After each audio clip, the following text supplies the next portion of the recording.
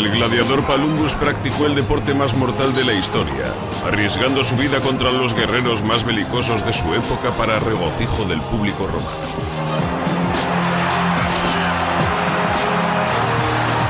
Era todo un fenómeno de masas. Palumbus fue uno de los ídolos del deporte de su tiempo. Los gladiadores eran símbolos sexuales como las estrellas de cine.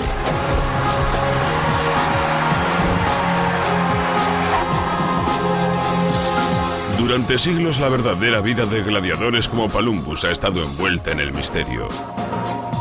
Pero el doctor Carl Gross Smith, especialista en huesos, está decidido a descubrir su verdadera historia. En los confines del Imperio Romano se ha encontrado un gran cementerio lleno de huesos de gladiadores.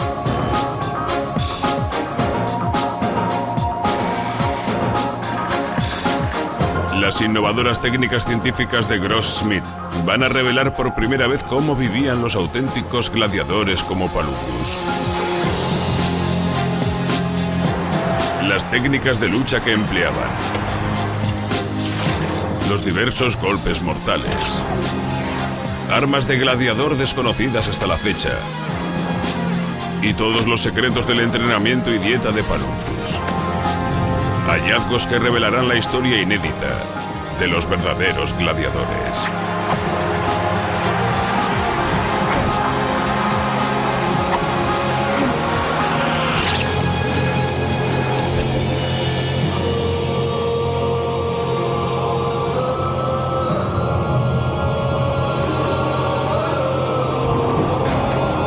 Gladiadores.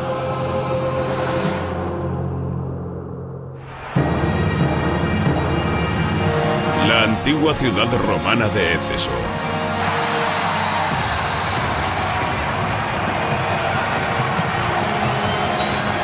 Aquí, en el siglo II después de Cristo, un nuevo gladiador recién reclutado, llamado Palumbus, observa mientras dos veteranos miden sus fuerzas en la competición más mortal del imperio: la lucha entre gladiadores.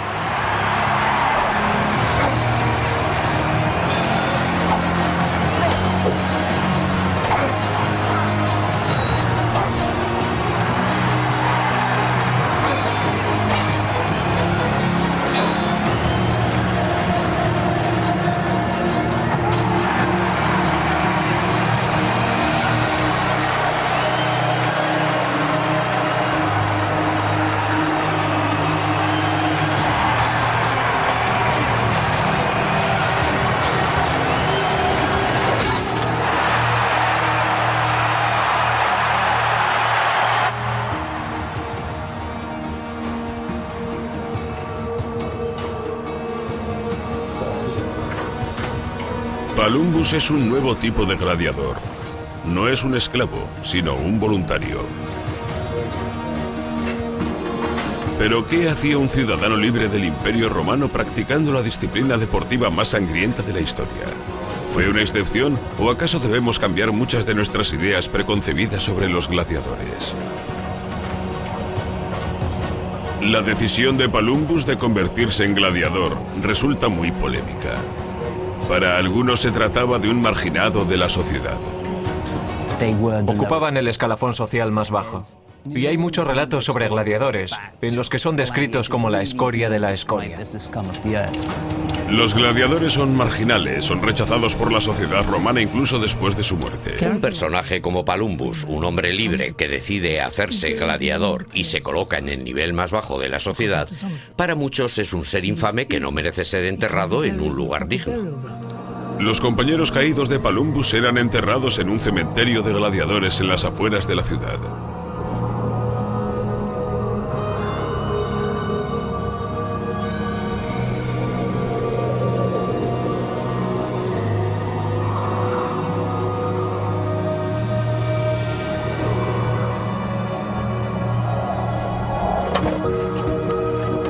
Desde hace más de un siglo se realizan excavaciones arqueológicas en la antigua Éfeso, situada en la costa occidental de Turquía. Y aquí, bajo estos frutales, arqueólogos austríacos se han tropezado accidentalmente con un cementerio de gladiadores que llevaba siglos oculto bajo tierra.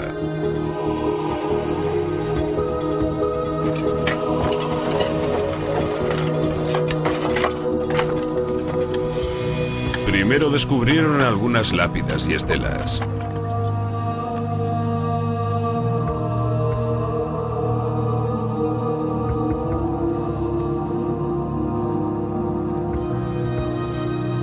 Entre ellas se encontraba la lápida mortuoria del gladiador Palumbus.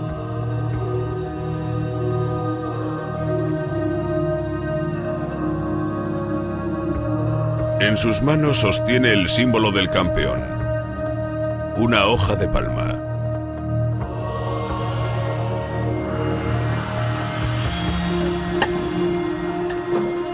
Pero lo que los arqueólogos descubrieron bajo las lápidas está a punto de revolucionar nuestro concepto de los gladiadores. Miles y miles de huesos humanos. Es el mayor hallazgo de restos de gladiadores jamás realizado. Un descubrimiento casual de enorme importancia para el renombrado antropólogo forense Carl Gross Smith.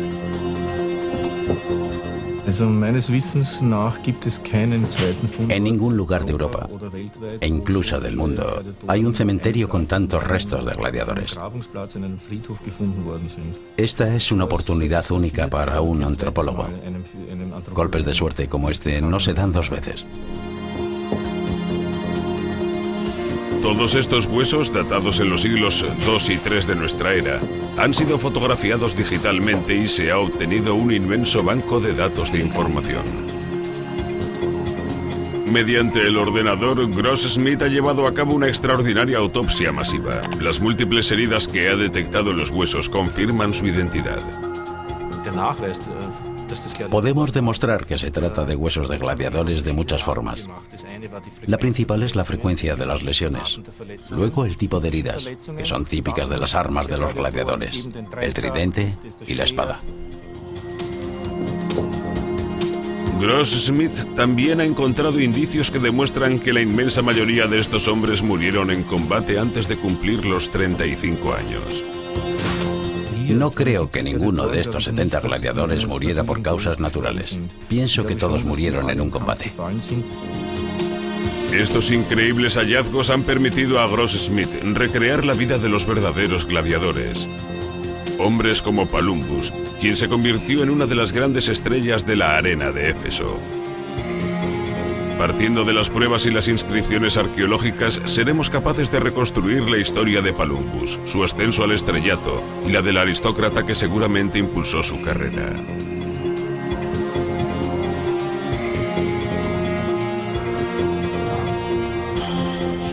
Podemos averiguar detalles de su entrenamiento a partir de las marcas que se aprecian en los huesos.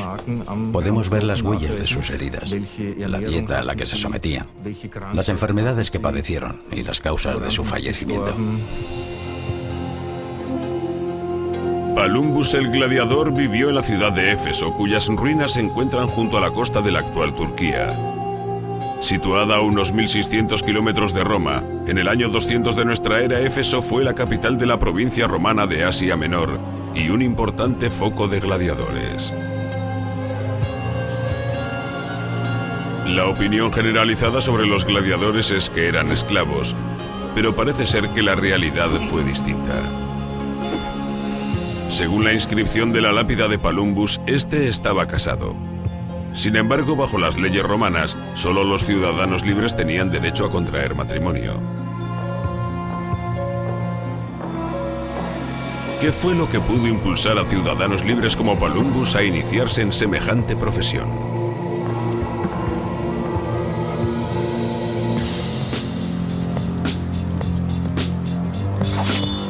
De hecho, los primeros gladiadores fueron esclavos obligados a luchar hasta la muerte en los funerales de aristócratas romanos. Parece ser que esta actividad comenzó hacia el siglo III a.C. como rito funerario, en el que 2 o 3 esclavos, prisioneros de guerra, eran sacrificados sobre la tumba de un guerrero romano. Existía la creencia de que el derramamiento de sangre humana traía honor a los muertos.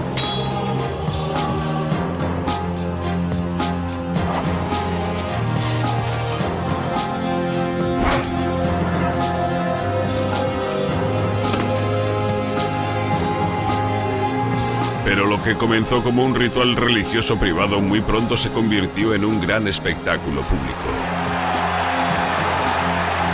Conforme la maquinaria de guerra romana se iba extendiendo por el mundo, los espectáculos se nutrían de la continua llegada de cautivos reducidos a la esclavitud. Obligar a los hombres a luchar entre sí se convirtió en el símbolo del poderío romano. Las peleas entre gladiadores era para los romanos un método de propaganda ante sus propios ciudadanos y los pueblos conquistados. Y con esta propaganda lo que en realidad querían decir era: no estamos de broma, vamos en serio. De modo que no nos creéis dificultades. Somos la clase de gente que mata por diversión. Para la época de Julio César ya existía una red de escuelas de gladiadores, cada una llena de esclavos deseosos de obtener su libertad en el circo.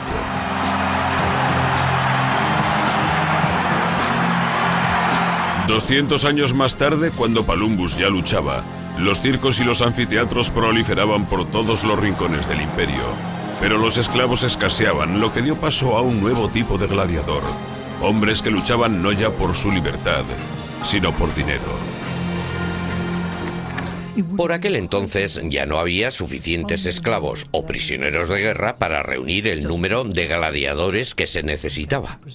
En el segundo siglo de nuestra era, lo más probable es que aumentara el número de ciudadanos libres que decidían convertirse en gladiadores simplemente para satisfacer la demanda de espectáculos de este tipo. El circo de los gladiadores pasó a ser la gran apuesta, no solo para los esclavos, sino también para hombres libres. Un lugar donde los pobres, los arruinados y los delincuentes tenían una oportunidad de hacerse ricos y alcanzar la gloria. Pero para poder acceder a esta profesión, los hombres libres debían poner sus vidas a disposición de la escuela de gladiadores. Si Palumbus firmó un contrato, seguramente lo hizo por un periodo determinado, digamos de 3 años, y al cabo de este tiempo, si Palumbus seguía con vida, podía disolver este contrato y llevarse sus beneficios. Probablemente Palumbus pensó que haciéndose gladiador durante un tiempo limitado, podría ganar dinero suficiente como para dejar atrás una vida de pobreza. Convertirse en gladiador era prácticamente una decisión a la desesperada. Era un gran riesgo para la vida. Se podía alcanzar la fama, se podía lograr un estatus muy elevado. Los gladiadores de éxito eran superestrellas y también símbolos sexuales. Es comprensible que ciertas personas optaran por ello, pero lo más seguro es que no hubiera mucha gente dispuesta para este oficio. Una vez firmado el contrato para luchar, lo primero que debía hacer Palumbus era sobrevivir al régimen de entrenamiento, primer objetivo de investigación del Dr. Gross-Smith. ¿Sobrevivió Palumbus al famoso y violento régimen de entrenamiento?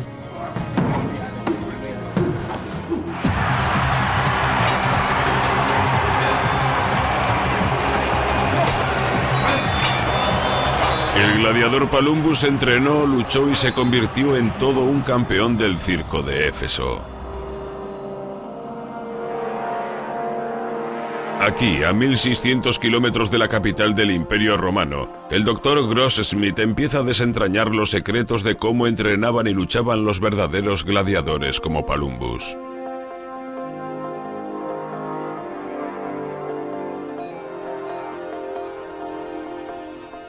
Como antropólogo especializado en huesos, Gross-Smith cree que estas imágenes de alta resolución ayudarán a revelar la cara desconocida de Palumbus y sus compañeros gladiadores.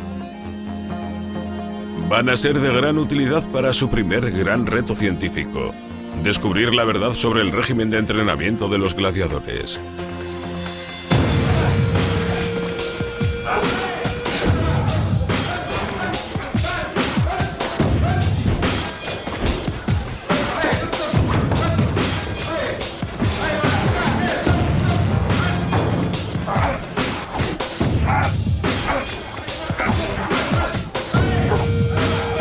La carrera del gladiador Palumbus comenzó con un juramento sagrado. Yo, Palumbus, juro ser quemado, ser despedazado, ser golpeado y muerto por la espada. El responsable de este aparentemente brutal régimen de entrenamiento se llamaba Lanista. Ex gladiador reconvertido en entrenador, su labor consistía en preparar a luchadores que no mostraran señales de cobardía y que ofrecieran un buen espectáculo.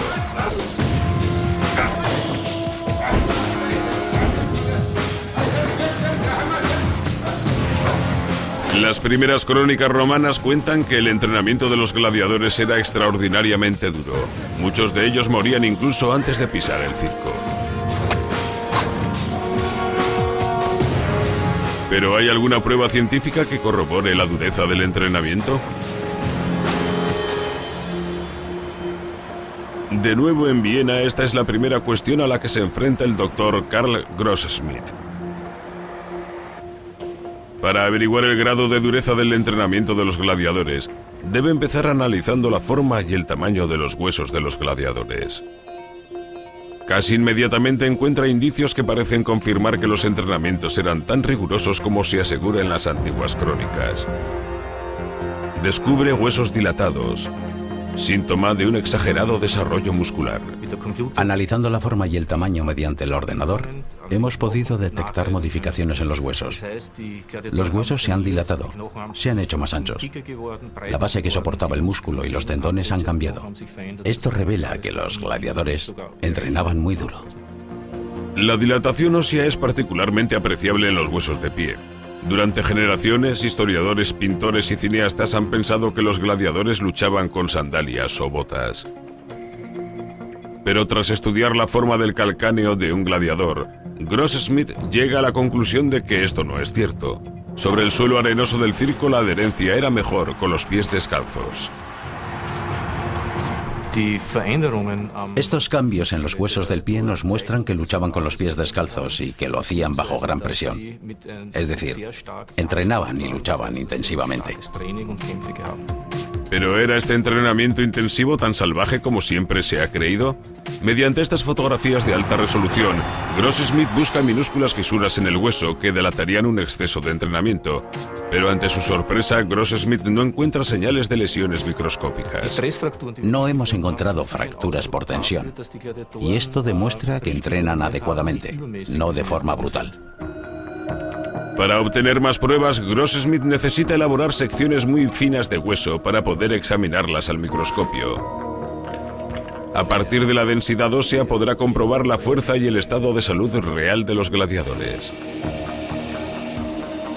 Se corta una muestra. Se sumerge en un gel. Se pega a una transparencia y se hace un corte. Se esmerila hasta que alcanza un grosor de apenas 10 micras, 10 milésimas de milímetro, y luego se colorea para observarlo bajo el microscopio. Tras examinar un corte tras otro, Grossschmidt llega a la conclusión de que el entrenamiento de los gladiadores no tenía nada de bárbaro. Lo que hemos encontrado es que la densidad del tejido óseo es bastante más alta de lo normal.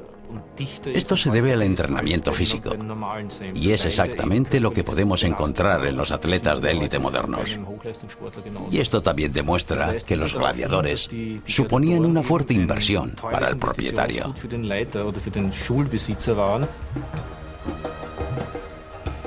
Casi con toda seguridad, Palumbus firmó un contrato para luchar a las órdenes de un aristócrata llamado Vedius.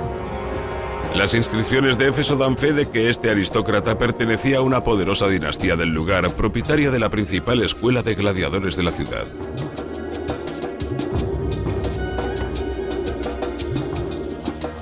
Estas son las ruinas de la casa de baños de Vedius. En su día fueron la sede principal de su empresa.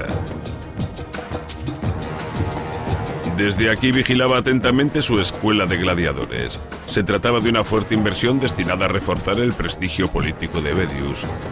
Lo ha descubierto el arqueólogo a cargo de las excavaciones.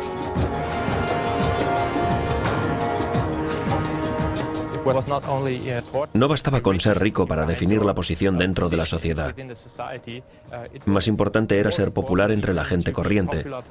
Y por esa razón, si uno quería ser alguien en la ciudad, tenía que patrocinar espectáculos. Vedius tan solo disponía de una oportunidad cada varios años de patrocinar juegos. El éxito podía suponerle un gran avance político. El fracaso podía llevarle a la ruina. Pero antes tenía que enseñar a Palumbus a matar.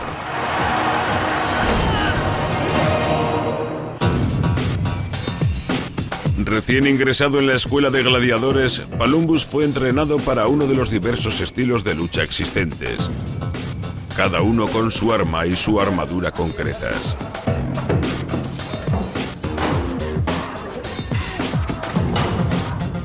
Estos se basaban en figuras mitológicas y antiguos enemigos de Roma.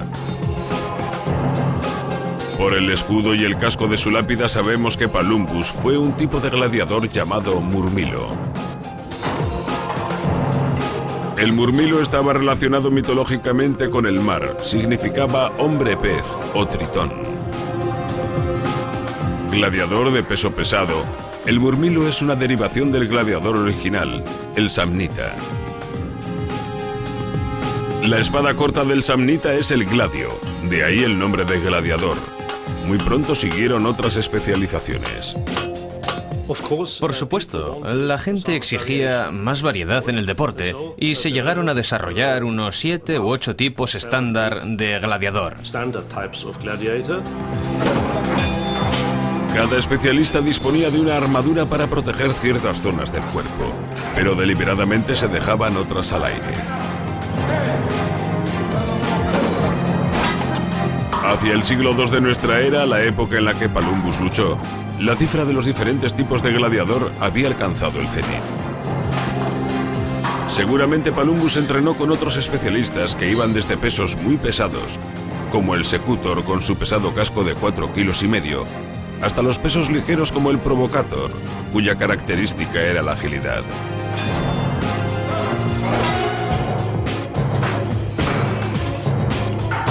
El rival habitual de Palumbus solía ser un tracio o trax, inspirado en un antiguo enemigo de Roma. Su peculiar espada curva lo hacía especialmente peligroso. Cada tipo tenía sus propios puntos fuertes y débiles, y cada uno solo podía ser emparejado de acuerdo a normas muy concretas. Algunos tipos luchaban entre sí, pero más populares eran los emparejamientos dispares, en los que un hombre con un escudo muy grande luchaba contra otro con un escudo pequeño. Eso sí, los romanos siempre exigían igualdad en el duelo, por lo que el desenlace de la pelea nunca era previsible.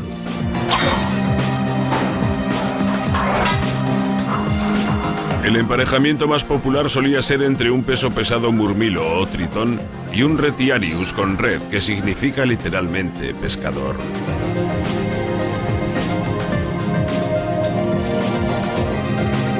A medida que Palumbus se fue abriendo hueco en esta mortal profesión, seguramente se enfrentó a un retiarius en numerosas ocasiones. Analizando los agujeros de una calavera encontrada en el cementerio de Éfeso, el doctor Gross-Smith está seguro de haber identificado un tipo de lesión que coincide con el tridente del retiarius.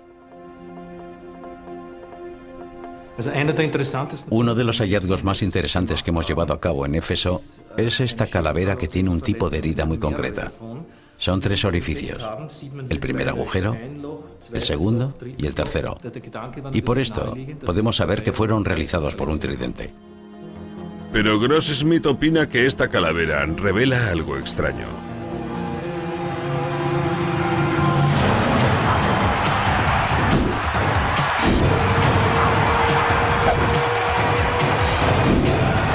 Un tridente jamás habría podido perforar el casco metálico, de modo que este gladiador tuvo que luchar sin protección, o puede que se le cayera el casco. Sabemos por experimentos de arqueólogos que llevaban el casco firmemente atado. Era imposible que se cayera.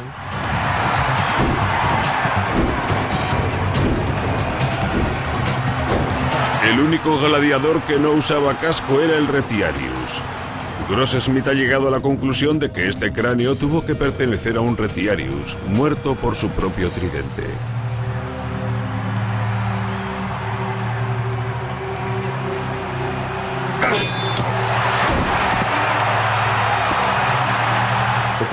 El tridente se clavó en el cráneo así.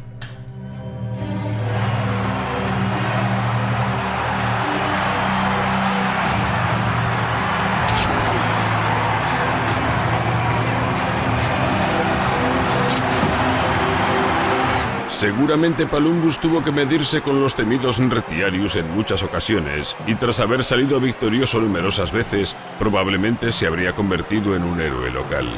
Pero incluso aunque Palumbus hubiera sobrevivido a su profesión, no habría salido indemne.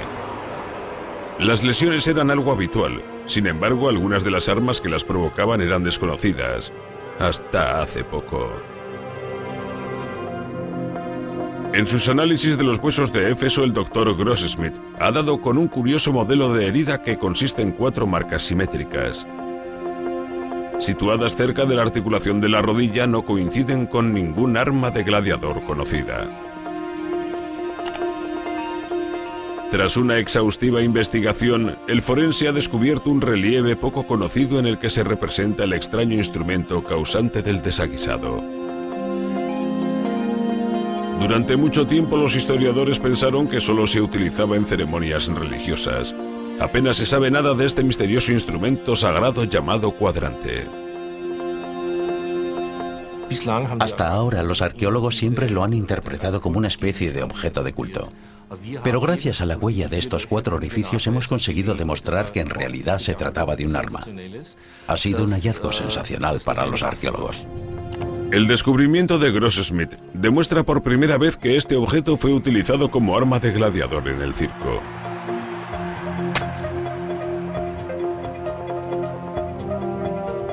Cualquier gladiador que recibiera un impacto de este arma podía considerarse afortunado si no resultaba con lesiones permanentes. Pero increíblemente, Grossschmidt cree que los gladiadores sobrevivían a las terribles heridas con bastante frecuencia. Tras someter muestras de huesos a rayos X, Grossschmidt ha encontrado pruebas de las excelentes atenciones médicas que recibían los gladiadores. Examinando los resultados en su ordenador, encuentra la misma historia una y otra vez. Fracturas curadas y huesos quebrados extremadamente bien soldados. Mediante los rayos X podemos apreciar que las fracturas óseas estaban recompuestas. Esto demostraría que recibían un tratamiento de fisioterapia comparable a los métodos modernos. Tras varios años luchando, un gladiador como Palumbus seguramente estaría acercándose al final de su contrato. Su pelea final estaba destinada a ser el broche de oro de su carrera, su última oportunidad de retirarse como adinerado campeón, o morir en el intento. Los gladiadores de éxito prestaban su nombre y su imagen a los productos de consumo, exactamente igual que los atletas de hoy. Estaríamos hablando de un gran fenómeno social y cultural en el mundo romano. Bedius también se jugaba mucho en estos juegos. Si su gladiador estrella, Palumbus, no cumplía las expectativas, sus esperanzas de utilizar estos juegos para aumentar la influencia política de su familia quedarían en agua de borrajas.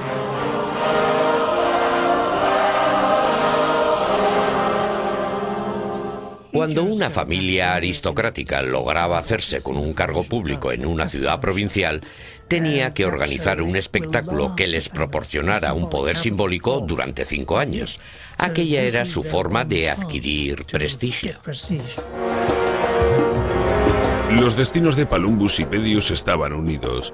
Cuando le llegó el turno a la familia Bedius de patrocinar los juegos, empezaron los preparativos y se puso en marcha una cohorte de publicistas, proveedores, tramperos, especializados, funcionarios y corredores de apuestas. Para llevar a cabo todo esto harían falta unos 5 o 6 meses de preparativos y luego también había que hacer publicidad y asegurarse la afluencia de espectadores. A medida que se acercaba el gran día, herreros y armeros trabajaban a destajo para abastecer a los juegos. El entrenamiento de los gladiadores era frenético.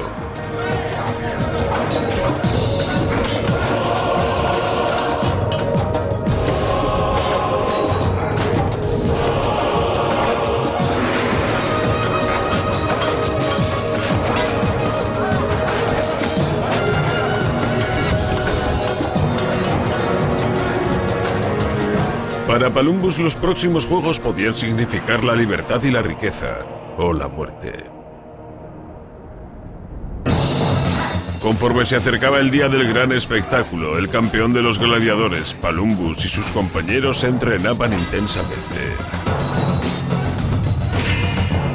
Pero Gross Smith ha advertido algo que parece estar en contradicción con los efectos normales del entrenamiento intensivo.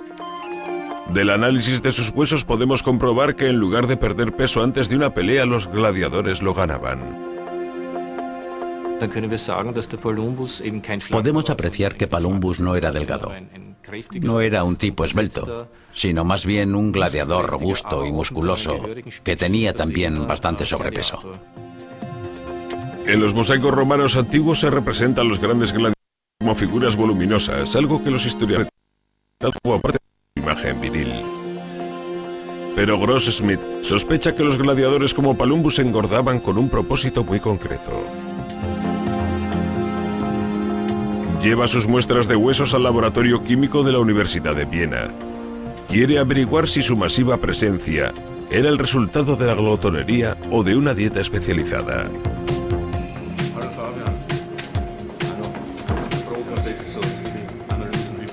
Su colega el doctor Fabian Kantz confía en poder encontrar las respuestas mediante el análisis químico de los huesos.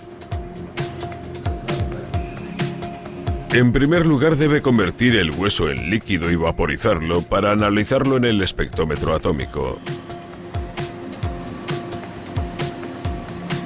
Una dieta normal a base de verduras y carne contiene los elementos estroncio y zinc en cantidades equilibradas. Pero Kantz descubre que la muestra del gladiador tiene una proporción extraordinariamente alta de estroncio y muy baja de zinc, lo que le lleva a una sorprendente conclusión. Nuestros resultados iniciales demuestran que la dieta del gladiador consistía sobre todo en comida vegetariana. Los resultados de Kantz han resuelto un enigma histórico. En un texto clásico se denomina a los gladiadores Odari, lo que significa comedores de cebada, porque se alimentaban casi exclusivamente de cebada y alubias. Creo que los textos clásicos están en lo cierto cuando aseguran que solo comen cebada y alubias. Se trataba de una dieta muy monótona, cebada y alubias todos los días, pero la tomaban en grandes cantidades para engordar y fortalecerse. Pero ¿cuál pudo ser la razón por la que gladiadores como Palumbus comieran cebada y alubias para obtener una gruesa capa, no de músculo sino de grasa? El doctor Gross Smith cree tener la respuesta. Mediante una dieta de cebada se consigue una capa de grasa muy gruesa. Y esta capa de grasa es la que protege al gladiador frente a las heridas de arma blanca. Gross Smith cree que estos centímetros de grasa corporal unidos a su exigua armadura les protegían de ciertos golpes. Y en la arena, esto podía significar la diferencia entre la vida y la muerte.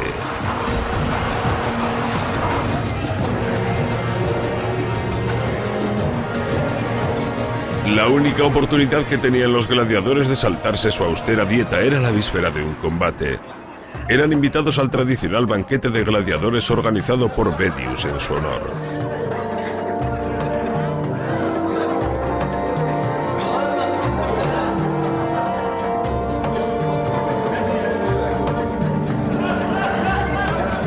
Era un festín repleto de los manjares más exóticos que existían en el Imperio Romano. Y este banquete también le servía a Vedius para presentar orgullosamente a Palumbus y los demás gladiadores.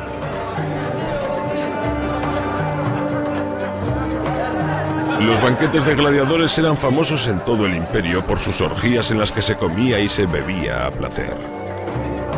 Se permitía la entrada a las mujeres, entre ellas la esposa de Palumbus.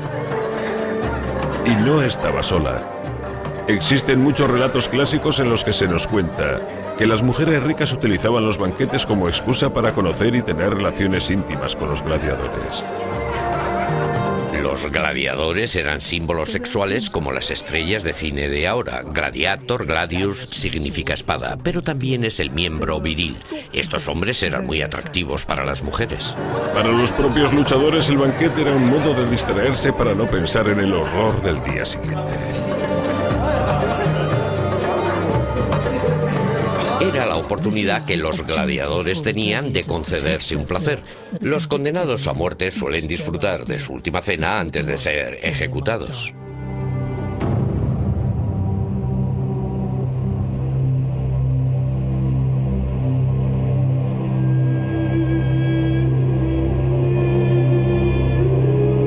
Tras disfrutar del festín, Palumbus se retiró a su habitación en la escuela de gladiadores. Tenía ante sí su última batalla, una pelea que le proporcionaría fama y riqueza, o la muerte.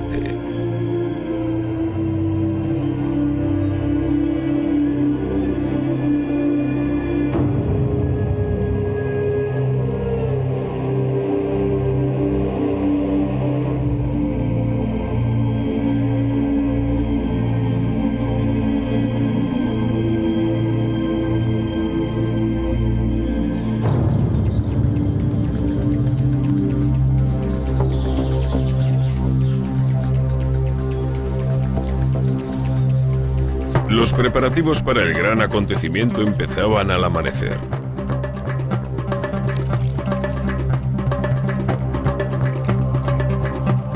Palumbus comenzó la jornada temprano, pero aún tenía por delante una larga y enervante espera.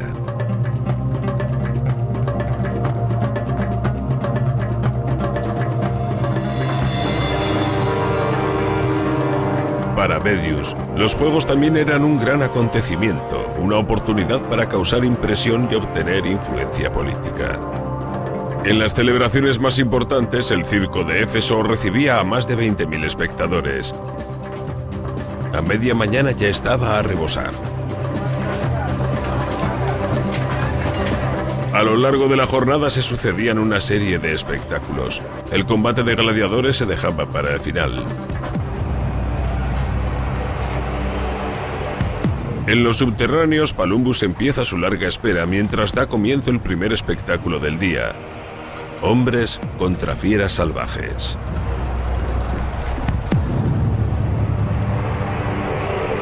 Palumbus ve en primera fila las terribles heridas que los animales salvajes infligen en la carne humana.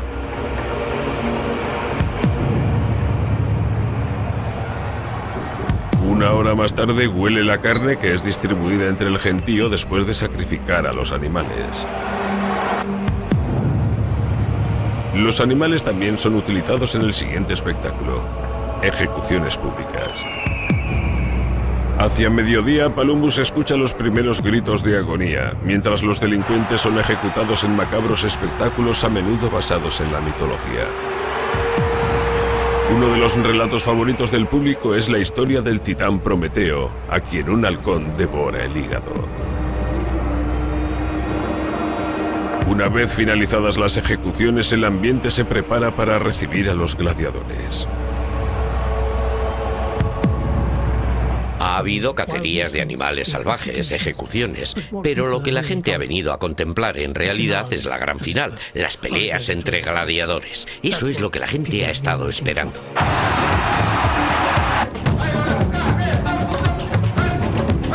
Primero, Palumbus y sus compañeros entran en la arena con espadas de madera, haciendo un alarde de sus habilidades en una especie de calentamiento.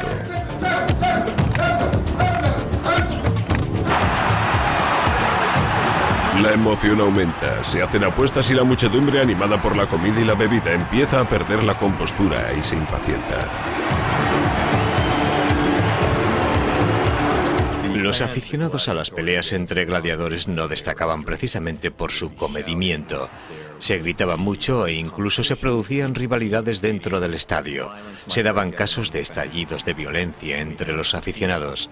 Se conservan inscripciones en las que se ensalzan las virtudes de los diferentes gladiadores. Finalizadas las peleas de calentamiento, los gladiadores se arman para los verdaderos combates.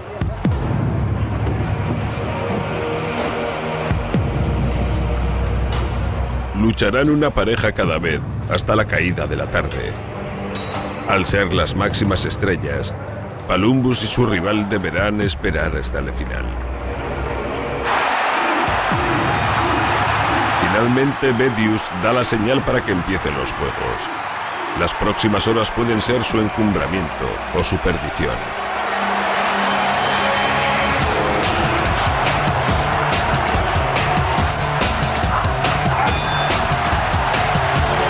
Los primeros en luchar son dos gladiadores con armas ligeras llamados provocators. Su actuación tendrá una influencia directa sobre la pelea del propio Palumbus.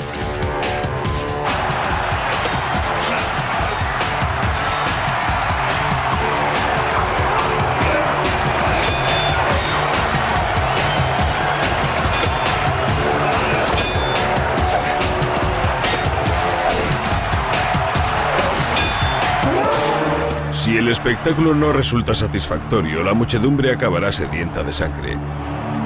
Pero si la pelea es buena, ambos gladiadores pueden recibir honores por su valor y el perdedor ver concedido el derecho de clemencia.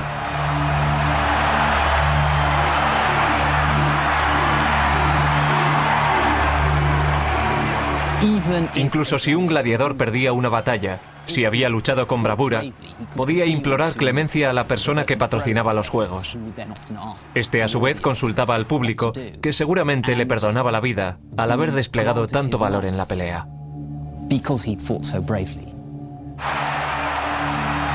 En realidad sobrevivían muchos más gladiadores de los que se suele pensar. Si los gladiadores de Bedius luchaban bien, el público solía tener piedad de ellos.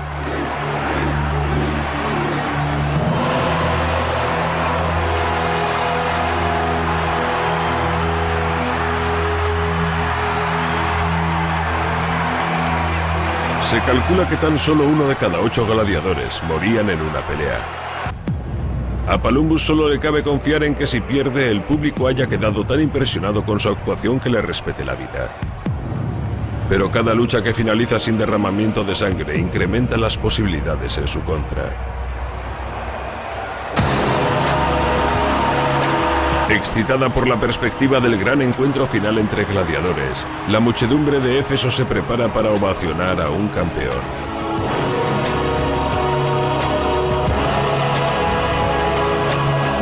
Como hombre libre que finaliza su contrato de gladiador, a Palumbus solo le queda una última contienda. Si la gana, recuperará su libertad y podrá retirarse con todo el dinero amasado. Hymnis, su esposa, le observa mientras da comienzo el último drama, la lucha final de un campeón.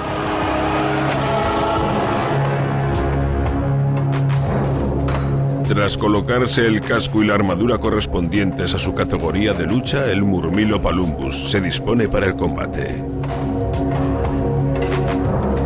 Hoy va a enfrentarse al eterno enemigo del murmilo, el Thrax, un rival cuya singular espada curvada está pensada para abrir las carnes, provocando una pérdida de sangre masiva.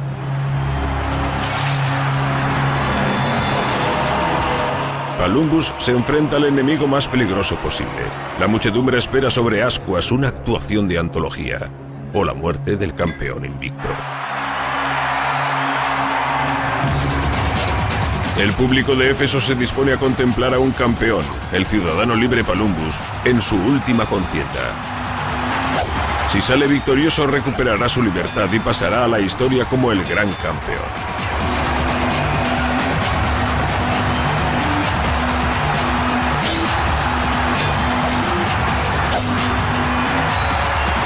Pero esta noche el público es voluble e impredecible, y los gritos de apoyo a Palumbus y también a su rival con el escudo rojo resuenan por toda la arena.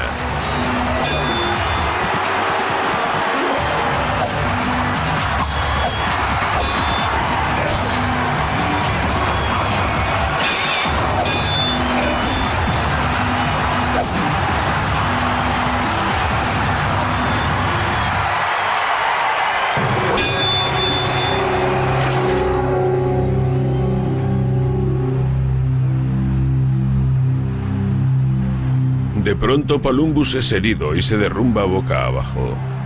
Tan solo puede implorar clemencia a su amo. Bedius se enfrenta a una decisión terrible. ¿Debe salvar a Palumbus en recompensa por sus años de servicio? ¿O debe satisfacer las ansias de sangre de la muchedumbre? El tiempo, el dinero y los esfuerzos que ha dedicado a entrenar al campeón deberían ser la baza decisiva para respetar su integridad. Pero si ordena el golpe de gracia, apaciguará la sed de sangre de la muchedumbre.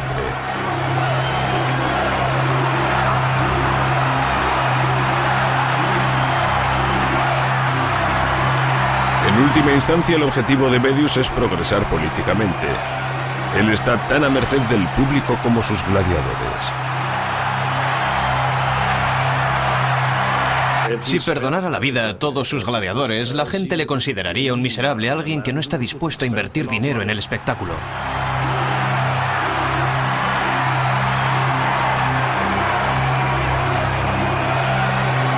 A regañadientes, Bedius da la orden.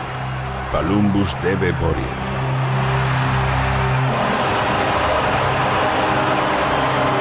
Pero, ¿qué sucedió en esos instantes finales?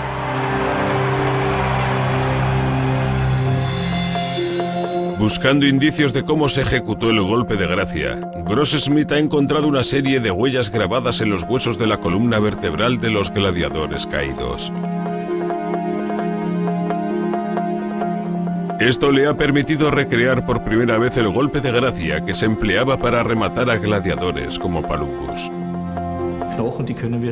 Como podemos apreciar en estos huesos, la ejecución del perdedor se llevaba a cabo clavándole la espada hasta el corazón.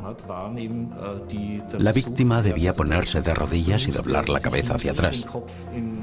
Entonces, su adversario le hería de muerte hasta el corazón.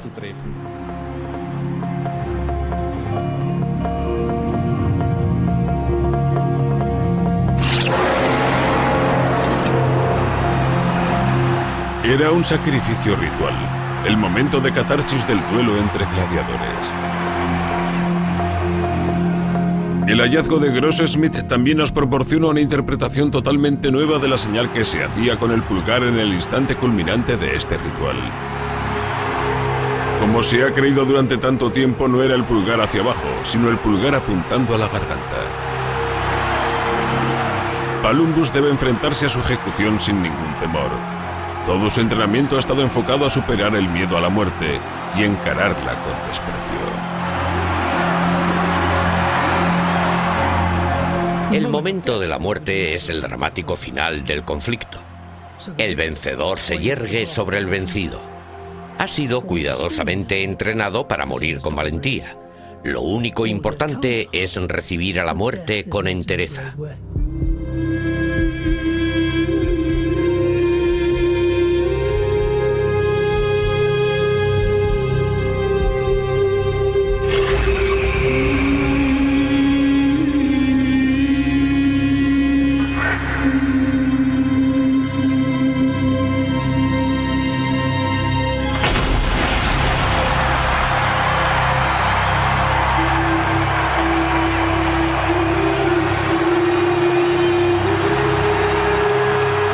La muerte de Palumbus es el broche de oro del espectáculo de la jornada.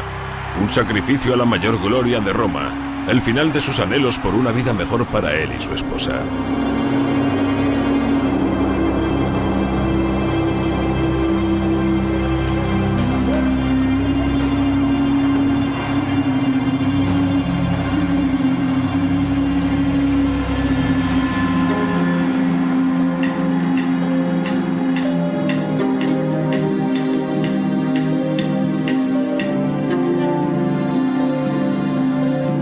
Sin embargo, a pesar de su fallecimiento, Palumbus dejó un patrimonio lo bastante extenso como para que Imnis, su esposa, le pusiera una lápida. Dicha lápida reza: A Palumbus, mi esposo, en su memoria, Imnis.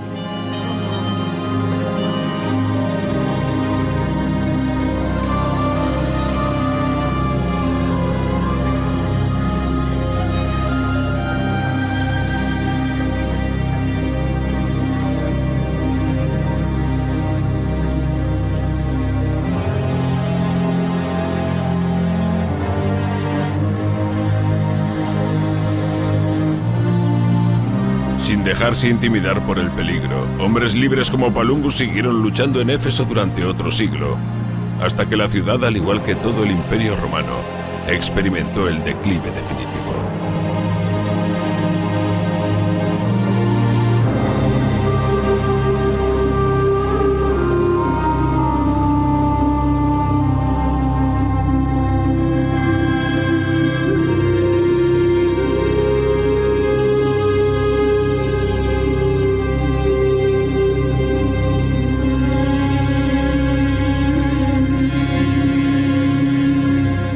Palumbus fue enterrado por su esposa junto al resto de sus compañeros muertos en el cementerio de gladiadores de Éfeso.